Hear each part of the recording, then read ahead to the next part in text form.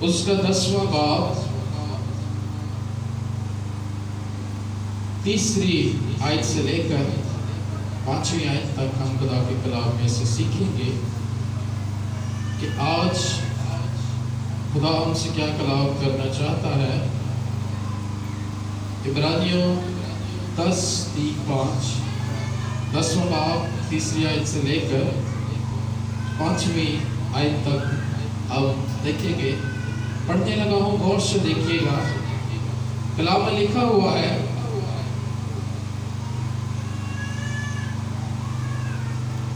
بلکہ وہ قربانیاں سال بسال گناہوں کو یاد دلاتی ہیں، کیونکہ ممکن نہیں، غور طلب بات ہے، کیونکہ ممکن نہیں کہ بیلوں اور بکروں کا خون گناہوں کو دور کرے، اسی لیے وہ دنیا میں آتے وقت کہتا ہے کہ تو نے قربانی اور نذر کو پسند نہ کیا، بلکہ میرے لیے ایک بدن تیار کیا۔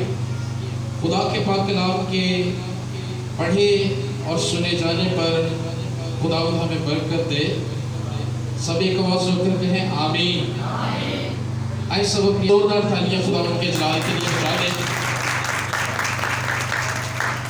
عبرانیوں اس کا 10واں باب 3 آیت سے لے کر 5ویں آیت تک ہم نے خدا کے کلام میں سے پڑھا ہے۔ ذرا غور سے سنیے گا، خدا کے کلام میں کیا لکھا ہوا تھا؟ بلکہ وہ قربانیاں جو سال بسال گناہوں کو یاد دلاتی، کیونکہ ممکن نہیں کہ بیلوں اور بکروں کا خون گناہوں کو دور کرے۔ بائبل مقدس میں جو یہ بات لکھی ہوئی ہے کہ قربانی سال بسال کا مطلب ہے کہ ہر سال کے بعد، سال پورا ہونے کے بعد لوگ قربانیاں چڑھاتے تھے۔ اب وہ ان کی حیثیت پر ڈیپینڈ کرتا تھا کہ وہ اپنے لیے بکرے لاتے تھے یا اپنے لیے بیل لاتے تھے، وہ کاہن کو دیتے اور اپنے گناہوں کو اس قربانی کے وسیلہ سے معاف کروانے کی کیا کرتے تھے؟ کوشش کرتے تھے۔ غور سے سنیے گا، یہ مسیحوں کی بنیاد ہے جو آج ہم سیکھنے لگے ہیں۔ وہ قربانی جو ہیکل کے اندر قربان گاہ پر دی جاتی تھی، وہ بیلوں بچڑوں کے خون سے ہوتی تھی۔ اور یاد رکھیں، وہ قربانی ہر سال کے بعد جو گناہوں کی قربانی کہلاتی ہے، وہ ہر سال کے بعد دی جاتی تھی۔ لوگ اپنے کاہن کے پاس آتے تھے، جو پاسٹر ان کے ہوتے تھے وہ ان کے پاس آتے تھے اور انہیں کہتے تھے کہ یہ ہمارا سال اب کمپلیٹ ہو چکا ہے، سو یہ ہم قربان کرنے کے لیے لائے ہیں، سو تو باپ سے منت کر، خدا سے منت کر کہ وہ ہمارے گناہوں کو کیا کرے؟ معاف کرے۔ یعنی کہنے کا یہ مطلب ہے کہ سال کے اندر گناہ جمع ہوتے رہتے تھے، سال کے اندر گناہ بنتے رہتے تھے۔ اب سوال یہاں یہ پیدا ہوتا ہے کہ اگر انسان 5ویں مہینے میں اس کی ڈیتھ ہو جائے، اس کا انتقال ہو جائے، تو اس کا کیا مطلب ہے کہ وہ گناہ کی حالت میں ہی مر گیا۔ ہاللیلویا، میری بات کو سمجھ رہے ہیں؟ ابھی سال پورا ہونے میں 7 مہینے باقی ہیں، لیکن اس سے پہلے ہی اگر وہ مر جائے تو اس کا کیا مطلب ہے کہ وہ گناہ میں مر گیا۔ ہاللیلویا، یہ وہ قربانی تھی جو عہد عتیق میں، جو ہم پرانے عہد نامہ میں دیکھتے ہیں، جو سال بسال، سال کے بعد اس قربانی کو کاہن چڑھاتے تھے۔ اس کے بعد لکھا ہے، 4 آیت لکھا ہے، کیونکہ ممکن نہیں کہ بیلوں اور بکروں کے خون، بیلوں اور بکروں کا خون گناہوں کو دور کرے۔ قربانی تو وہ تھی، لیکن वो कुर्बानी हमारे गुनाहों को फॉरएवर खत्म नहीं कर सकती। हमेशा की जिंदगी वो कुर्बानी हमें नहीं बख्श सकती, क्योंकि मुमकिन ना था कि बैलों और बछड़ों का खून हमारे लिए बहाया जाता। और ये सब कुछ जो है कि यीशु मसीह के आने की तैयारियां थी। हालेलुया।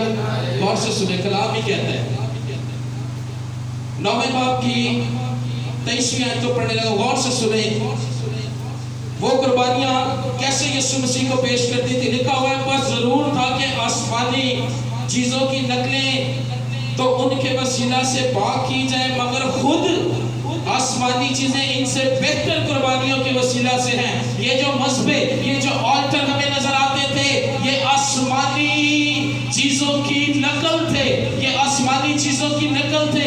ये यीशु मसीह को पेश करते थे, क्योंकि बैलों बछड़ों से मुमकिन ना था कि हमारी खलासी हो। इसलिए वो कहता है 5वीं आयत में, गौर से सुन लें, इसीलिए वो दुनिया में आते वक्त कहता है, यीशु की बात हो रही है, इसीलिए वो दुनिया में आते वक्त कहता है, तूने कुर्बानी और नजर को पसंद ना किया। बाप को ये पसंद नहीं आया कि बैलों और बछड़ों से हमारी कुर्बानी हो, इसलिए बाप ने उसे मौकूफ कर दिया, उसे रद्द कर दिया, उसे डिनाई कर दिया, क्योंकि उसका इकलौता इस दुनिया में आने वाला था। उसका इकलौता इस दुनिया में आया और उसने इस मज़बा को, जो यीशु मसीह की तैयारी को पेश कर रहा था, उसने उन कुर्बानियों को नजरअंदाज कर दिया जो मज़बा के ऊपर, कुर्बान गाह के ऊपर साल ब साल कायम देते थे।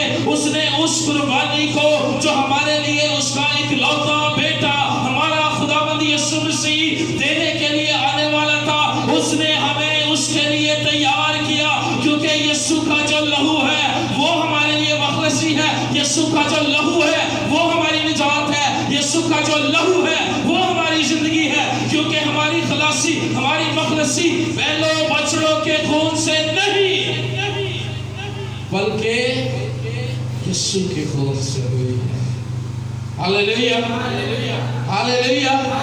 जोरदार तालियां यीशु के खून के लिए, वो लहू जो उसने हमारे लिए बहा दिया। जोरदार तालियां बजाएं। अब गौरतलब बात यहाँ पर यह है कि ये कुर्बानी जो साल ब साल गुजरानी जाती थी, ये गुनाहों की मुआफी के लिए, गुनाहों को याद दिलाती थी। अगर आज हम अपनी जिंदगियों पर गौर करें तो क्या कहीं इसी प्रोसीजर को, इसी अमल को हमने तो कंटिन्यू नहीं कर रखा है कि दिन भर गुनाह कर लिए और रात को खुदा के हुजूर बैठ गए, महीना भर गुनाह कर लिए और फिर खुदा के हुजूर बैठ गए, हफ्ता भर गुनाह कर लिए और फिर खुदा के घर में आकर बैठ गए। गौर करने की बात है, ये कुर्बानी जो साल ब साल गुनाहों की कुर्बानी थी, आज इब्लीस ने जो जकड़ रखा है, वो डबल माइंडेड करके उसने जकड़ रखा है। कहीं हम भी ऐसा तो नहीं करते कि हम गुनाह को कंटिन्यू करते और फिर खुदा के पास आ जाते, फिर गुनाह करते और फिर हम खुदा के पास आ जाते। गौर से सुनते, अगर हम ऐसा कर रहे हैं तो बाइबल मुकद्दस इसके बारे में क्या कहती है, सख्त अल्फाज इस्तेमाल करती है।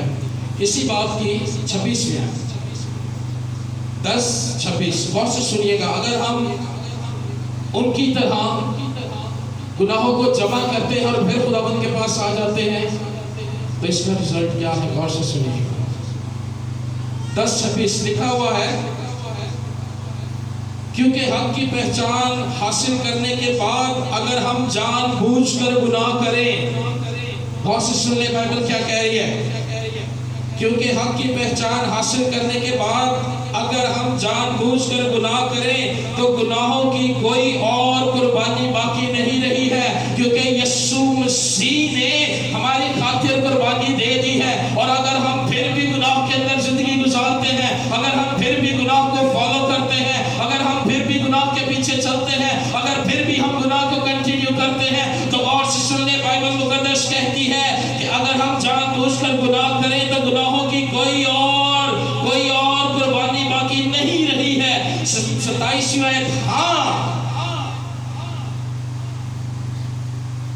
عدالت کا ایک ہولناک انتظار اور غضبناک آتش باقی ہے جو مخالفوں کو کھائے گی. 29ویں آیت اس کی سن لیں.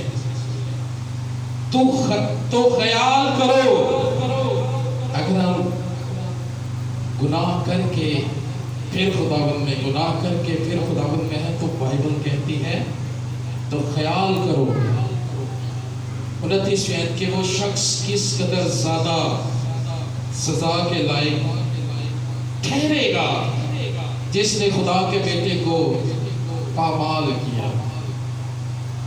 قربانی قبول کر لینے کے باوجود بھی زندگی گناہ میں ہے تو سنے بائبل کیا افسوس کرتی ہے.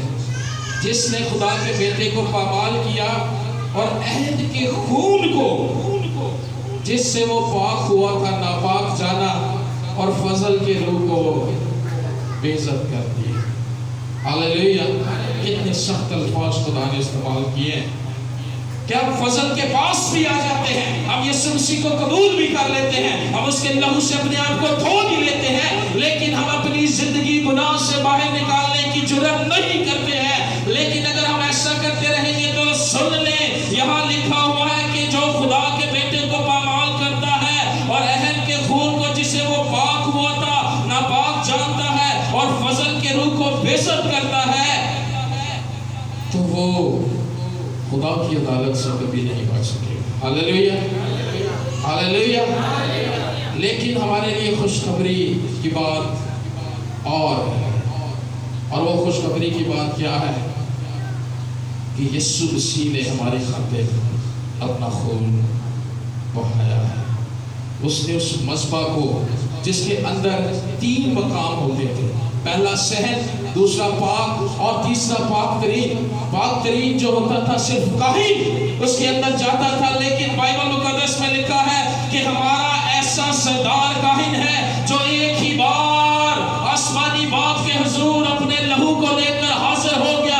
اب سال بسال, اب مہینہ بہ مہینہ, اب دن بہ دن ہمیں قربانی دینے کی ضرورت نہیں ہے, کیونکہ وہ کاہن جو ہمارے لیے باپ کے پاس ایک ہی بار داخل ہو گیا وہ اس کا لہو ہے جو یسوع مسیح نے ہماری خاطر بہا دیا ہے. کیونکہ ہماری خلاصی بیلوں بچڑوں کے خون سے نہیں بلکہ یسوع مسیح کے خون سے ہوئی ہے. اور اگر ہم اس خون کو پامال کریں گے اور فضل کے روح کو بے عزت کریں گے تو یاد رکھیں خدا کی عدالت سے ہم کبھی بھی نہیں بچ سکتے. ہاللیلویہ. لیکن ہمارے لیے خوشخبری کی بات یہ ہے کہ یسوع مسیح کے خون سے, یسوع مسیح کا جو خون ہے وہ ہمارے لیے بہا دیا گیا ہے. یسوع مسیح نے ہمارے لیے اپنا خون ایک ہی بار بہا